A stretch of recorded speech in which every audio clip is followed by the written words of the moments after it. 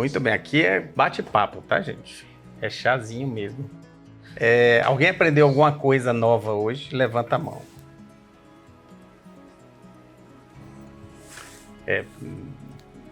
Algumas coisas importantes. Primeiro, vacinação contra HPV. Conceito de mulher madura continuou sem ter conceito, tá? Mas uma das coisas que alguns ginecologistas defendem é o seguinte: o Programa Nacional de Imunização só é até os 14 anos. Aí a menina tem 15 anos, não vai vacinar, tem 16 anos, não vai vacinar. E outra, paciente que já teve início da vida sexual também não pode vacinar. A vacinação na paciente que já teve infecção para HPV, ela é eficiente, não é eficiente? O que você acha, Fernanda? Estava esperando ver dela, doutor. Só tô dando um gostinho para elas ficarem menos tímidas. A vacina é recomendada para todo mundo até os 45. Se você já tem HPV, você tem que vacinar também, independente de qual subtipo você tem ou se você tem mais de um subtipo, porque a vacina protege contra outros e existe também estudos que mostram que tem uma reação cruzada. Então pode ser que isso ajude você a aumentar seu potencial imunogênico e quem sabe você, se é uma pessoa que tem uma infecção persistente, você consiga reverter esse quadro, apesar que é importante a gente saber que o que você tem, geralmente você não cura. A vacina não cura quem já tem lesões precursoras, ela evita que você faça novas, isso é muito importante. E meninas com 15, 16, sim, totalmente candidatas, e a gente tem uma tendência a indicar a nona valente, porque ela protege contra mais vírus. Então, independente se você tem HPV ou não, você deve receber a vacinação até os 45. Quem aqui é vacinada?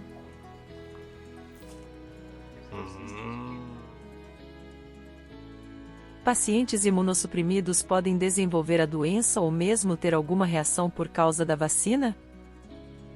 Essa vacina é de proteína viral só, ela não tem o vírus. Eles pegaram só a cápsulazinha, a proteína e desenvolveram a vacina. Então, nenhum risco de você contrair com essa vacina. Tanto é que ela é indicada para imunocomprometidos. Então, pacientes, por exemplo, que vivem com HIV, eles têm indicação, inclusive, de fazer 3 doses. Não, é ao contrário. Existem vacinas que... Desculpa. Não pode. Tem vacina que você trabalha com vírus atenuado. Então, o vírus está vivo, ele só está atenuado. Então, teoricamente, se você tem um vírus atenuado no paciente também com o sistema imunológico atenuado, você pode ter infecção por esse tipo de vacina. Então, aí a gente evita a vacina no grupo que tem a questão atenuada. Por outro lado, a partícula viral não tem esse risco. Tá? Então, quem não for vacinada tem que vacinar. Tem que vacinar. Depois, isso é uma coisa. E depois dos 15 são 3 doses. Dúvida. Tomei apenas 2 doses da vacina. Como é que eu faço agora, já que são 3 doses? Depende da vacina, mas em geral é assim. Se você tomou uma dose, você só precisa complementar com outra, independente do tempo, você não precisa recomeçar. A mesma coisa serve para o seu. Agora, para quem tomou, por exemplo, a quadrivalente e deseja fazer a nona valente agora, porque isso acontece, é muito comum, eu tomei a quadra, mas eu queria... Aí ela tem que recomeçar o esquema vacinal do zero. Aí ela tem que tomar as 3 de novo. Então tem que fazer sempre da mesma... Começou com a quadra e vai até a quadra. Começou com a nona valente, agora continua com a nona valente. Começou a quadra e não terminou, quer complementar, pode fazer a nona, mas aí tem que começar as 3. E quem tem quadra e fala assim, mas eu queria mais 4, não tem indicação em princípio de fazer a nona. Se você já está com o esquema completo com a quadra, em princípio não tem indicação.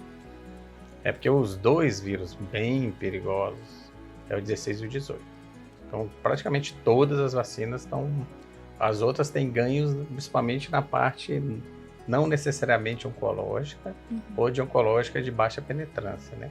Mas previne as famosas verrugas genitais, que são coisas que podem incomodar muito também.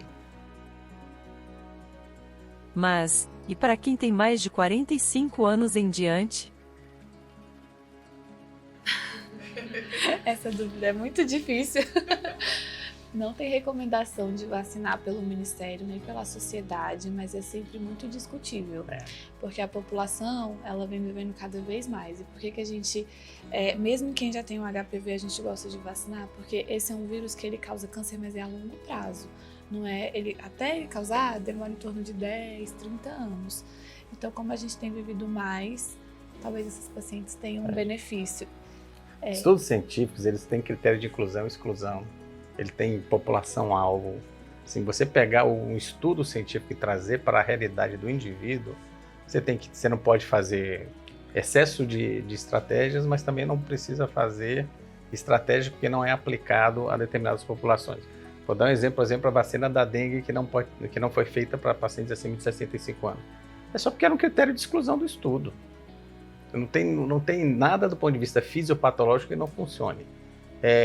O próprio teste de Papa Nicolau fala que mulheres com relação estável não precisa mais fazer teste de Papa Nicolau. Para mim, só tem uma relação estável no mundo, é a de viúvo. Essa não muda. Não existe relação estável, gente. A Fernanda mostrou aqui, mulheres que têm atividade sexual, 100% vão ter contato com HPV em algum momento da vida. Tem que tirar esse preconceito. Todos nós aqui tivemos contato com HPV. Relaxa, todo mundo aqui já teve. Muito bem, esse HPV, a depender do que acontecer, ele pode causar doença no longo prazo.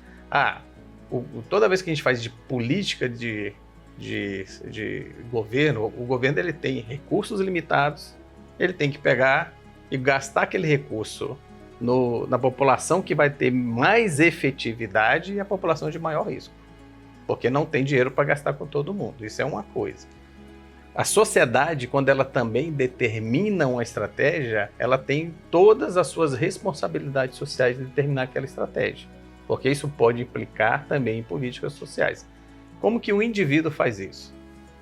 A média de sobrevida da população da mulher brasileira é 75 anos de idade. Bom, se uma pessoa tem uma infecção pelo HPV depois dos 45 anos de idade, ela é uma doença, se for o HPV 16 e 18, a probabilidade de se ela desenvolver uma doença acontece 10 anos depois. E outra coisa, o homem, ele é na maioria das vezes, portador assintomático. Ele pode ter lesão durante anos e está contaminando a paciente. Então é muito importante estratégias da mulher madura, individual. Tem que sentar, discutir com o médico especialista, risco-benefício e minha opinião. Tá? Aí é opinião lastreada. A gente fala que a gente não pode ser achismo, né? Não pode ser achólogo, mas eu acho que tem que fazer. Não tem sentido, assim, se a gente não pode disseminar isso como políticas de uma sociedade. Mas o indivíduo, para procurar estratégia de se prevenir sobre determinadas circunstâncias, eu acho que o indivíduo tem indicação de fazer. Tem que discutir com o médico, para custo-benefício. A taxa de conversão ela não é alta, mas mesmo que não for alta, se for baixa, se a gente colocar de longo prazo, isso tem benefício. O que vai mudar nisso no final das contas, gente? E aí eu pego o gancho da tecnologia, a inteligência artificial vai trazer possibilidade de você fazer análise de dados de milhões de pessoas e não um estudo clínico controlado com 1000 pessoas em cada braço. Tá? E o método de se fazer isso vai mudar completamente. O método de se fazer ciência, à medida do desenvolvimento da inteligência artificial, vai mudar completamente. Hoje, tem uma metodologia que chama estudos de caso e controle. Você observa o comportamento da pessoa e vê o que acontece no futuro. A maioria dos estudos de caso e controle são relatos dos pacientes. Eles falam o que eles estão fazendo e nós não contamos a verdade completa na maioria das vezes. Né? O inteligência artificial ele vai te rastrear por um monte de lastro que você deixa no mundo. Por exemplo, doutor, eu não estou comendo nada. Aí vê no seu cartão de crédito que você passou no McDonald's 7 vezes no último mês e não passou em nenhuma loja vegana. Falando, não, você não está comendo nada estranho. Então, assim, tem um monte de coisa que se a gente souber usar a tecnologia a nosso favor, em vacina vai ser a mesma coisa.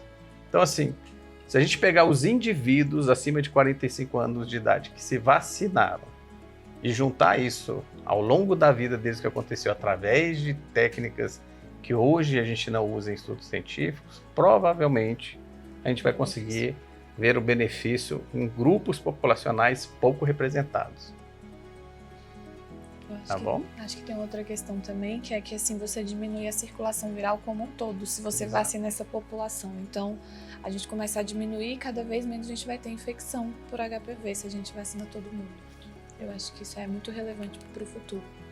E esses estudos, principalmente em relação à prevenção de câncer colo uterino, eles são estudos que precisam se modernizar. Há 20, 30 anos atrás, uma mulher de 45 anos, 50 anos era uma mulher idosa. Hoje é uma jovem. É uma jovem. Assim, preparem-se para viver 90 anos, meninos. Eu tenho muita paciente no consultório com 80 anos inteiraça, fazendo tudo que tem que fazer, sabe? Então, assim, o idoso é muito mais o seu corpo maltratado que não te deixa fazer as coisas, porque do ponto de vista de idade, a gente tem muita gente que chega em idades avançadas de forma muito tranquila. Eu sempre dou exemplo também do meu sogro. Meu sogro tem 82 anos e joga bola até hoje, né, bebê?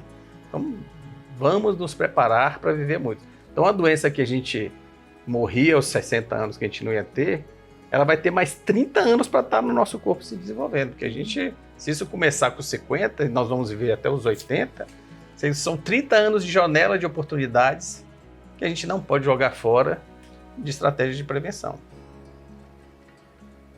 Tem uma coisa também desses estudos, doutor, que é porque os testes diagnósticos, como eu falei do HPV, eles não são tão fiéis. Então, a gente não consegue garantir que quem entrou no estudo realmente não tinha a infecção, porque às vezes a captura não pega em uma, você vai fazer a outra e você tem. Eu já vi um caso no consultório que a paciente veio com uma captura como se ela tivesse HPV, como se ela não tivesse, desculpa, e aí em sequência ela fez meses depois e ela não tinha mudado o parceiro, não tinha tido nada, e veio com uma captura com HPV. Ela tinha repetido o Papa Nicolau porque a amostra tinha sido insatisfatória, pediu a captura e tinha. Então, às vezes, o teste não é tão fidedigno, especialmente nos homens. E é super desconfortável nos homens de se fazer, também tem esse detalhe. Então, outra coisa, o paciente que tem infecção do HPV, ele tem que levar o parceiro para fazer um exame. Sim. Tem que fazer uma peniscopia, tem que, às vezes, fazer a captura também porque ele pode ser o portador assintomático, não adianta você estar se cuidando. Um dado importante também é que o uso do preservativo diminui, mas não zera. É completamente diferente do HIV, por exemplo, em termos de proteção, porque o mecanismo de transmissão é diferente, tá? Então, assim, é uma causa evitável. A principal causa evitável de câncer de mama na população feminina. Principal causa evitável. Não tem sentido nenhum a gente estar perdendo essa guerra. Ah, mas nós somos especialistas de câncer de mama, por que nós estamos falando disso? Porque os pacientes com câncer de mama estão tudo vivos aí. Só hoje, pelo dado do Observatório Global, 80% das pacientes que tiveram câncer de mama não vão morrer de câncer de mama. E aí? Nós vamos ficar olhando para o mundo, deixando a vida passar e não tomar cuidado com as outras coisas? Então isso é muito, muito, muito relevante.